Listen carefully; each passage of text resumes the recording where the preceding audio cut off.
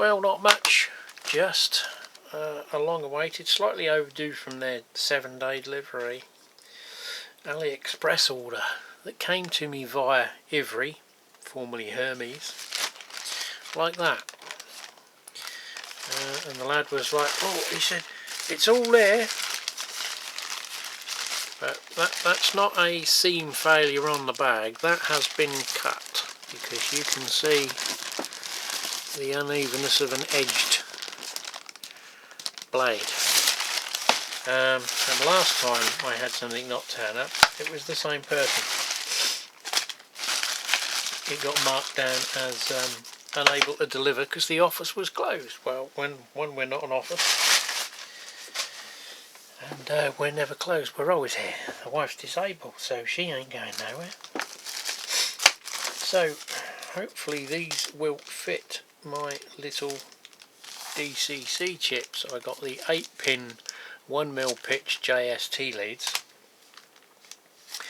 and the equivalent in 4-pin. They were cheap, so if they don't work I can at least cut them off and use the cables on DCC conversions if they're no good to anything else. And these were cheap, so I bought 2 packs. How good they are I don't know, but they come in little handy plastic cases. Some utility blades, well overdue, yes.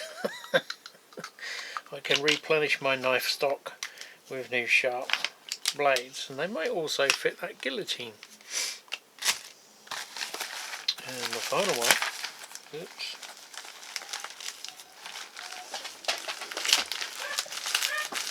I just had another delivery, not mine. Where were we? Knobs.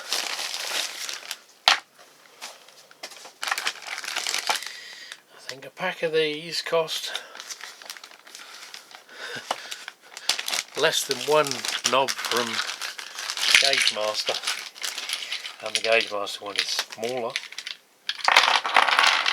So I purchased these to fit the missing Beatties controller, which is basically a repackaged Gauge Master, and the 2 HM3000s that have got their knobs took off. They're not quite the style, but I could get 10, so they'll do the job. That's all that matters. And they were £1.57 as opposed to about £3.65 for one from Gauge Master.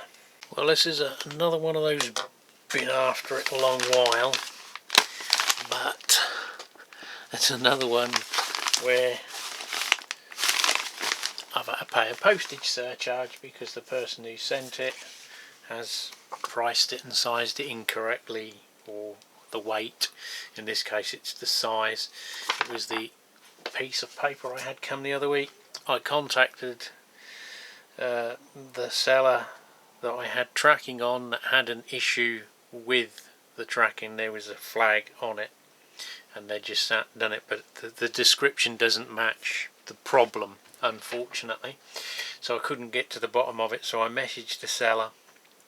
He said couldn't see where there was a problem. He'd took it to a post office, they weigh it and price it accordingly. It doesn't look like the eBay one that you print out, so no reason to doubt him, but maybe the clerk had a blonde moment, as they say, because it's gone as a large letter. Clearly this isn't a large letter.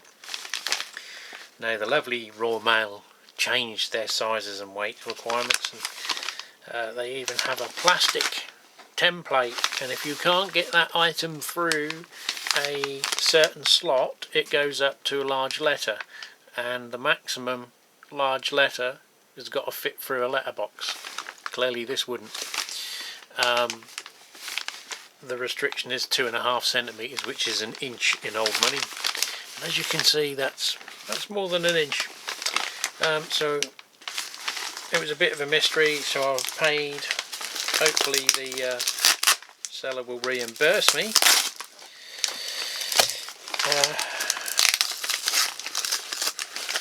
But anyway, got a few packaging dramas recently. Nothing too major, but it's I wouldn't say a rare.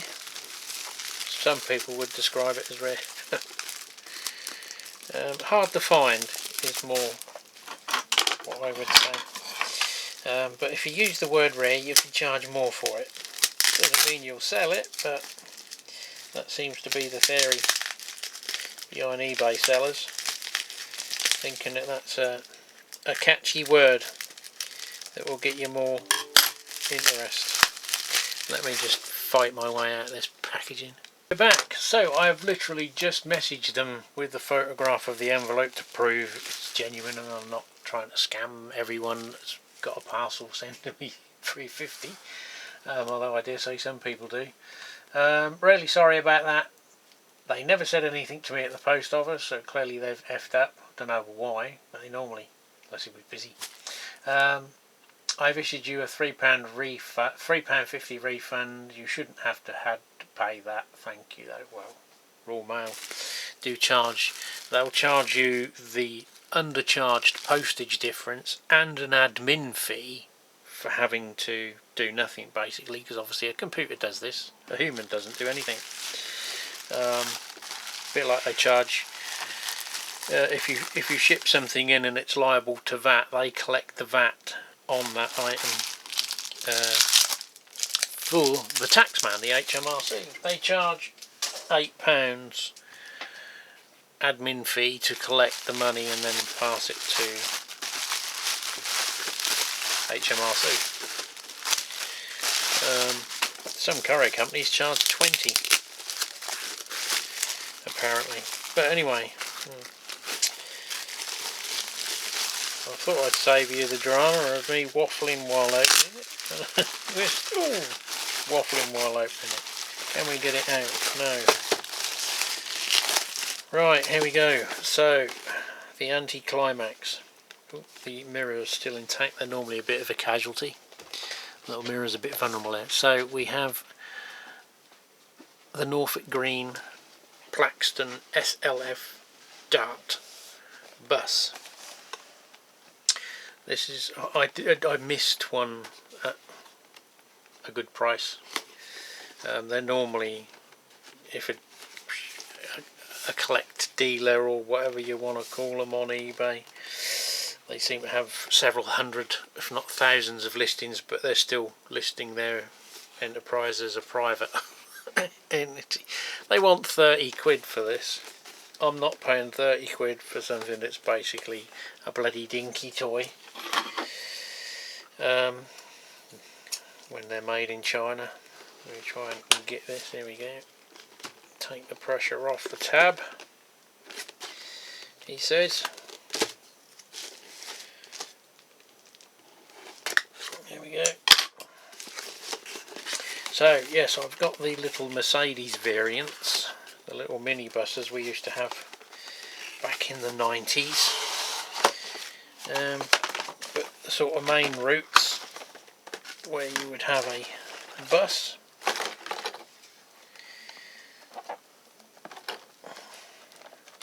They only made this one.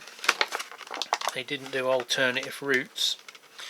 So I suppose the other option would be, if you could find another one, you could do a different route. Now this is the Hunstanton number 10 bus.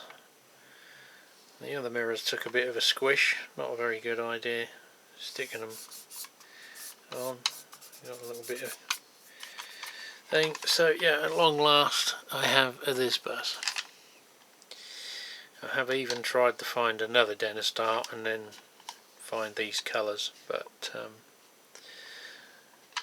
can see it'd be a bit of a challenge trying to duplicate that with some little, I suppose you could do it, but it's finding these greens as well, and then all the little tiny decals for disabled access button and their logo, which I haven't been able to find. So yeah, the long and short of it, it was easier to wait for one of these to turn up. If I see another one that's not stupid money, I might have another go. But they haven't. This is the first one I've seen 3. One I've refused to buy, the other one I missed. This is the third one, and this is, I don't know how many years I've been on here doing this purchasing. Oh, we're back. Quick update. I'd forgotten to add, if you remember a while back I bought the paints and little tram motorising kit that didn't have the motor in it from Norman Wisden. And I got in contact with them via phone to say that the kit of parts wasn't complete. It didn't match the stock picture on the website, so forth. And it had been clearly had at some stage the motor and gear had been taken out of it, and the packaging taped back up. Don't say it's her fault, but obviously it should have been spotted, and the issue should have been dealt with a bit quicker than it was. There were some mitigating circumstances, shall we say, but not 2 weeks. Anyway, I sort of found another photograph of another kit, or well, I'd purchased another kit, sent her the picture of the missing items, and then at another stage I found another website selling them and photographed one of theirs to prove that the entire range of kits do include a motor. Sent that off, and I'd done that just as a prompt because she'd said she'd got a funeral to deal with, she'd take care of it the next day. 2 weeks later I'd still not heard anything, so I sent a little email just as a nudge,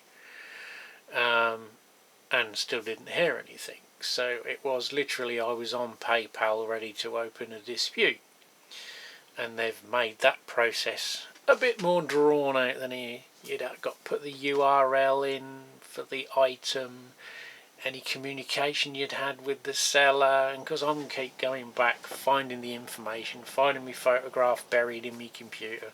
By the time you'd done that, you go back to PayPal and it's timed out. So everything you've written has all gone. 3 times this happened, and I sort of got through each stage, and then, oh, Jesus Christ, there's another page of crap you got to write. So I gave up for the day because I'd had enough out of 3 attempts, and I don't know whether that triggered a courtesy email from PayPal to maybe say, have you had a problem with one of your sellers? Because ironically, the very same day that I was about to open a dispute after 3 attempts, I got an email from her saying that she would give me a full refund on the order or something like that. And I think I got a notification from PayPal about a day and a half later, 2 days, for the £14.60, which I wasn't bothered as long as I got the money back for the kit, because obviously it's of no use really. So that matter is now put to bed. I've got the money back on my card, but it just took rather a lot of effort and a long while to get a simple resolution that should have been on a phone call. We'll send us a picture, okay, hands up, we'll refund you, and done it. But there we are. At least there's an end to the saga. See you on the next bit.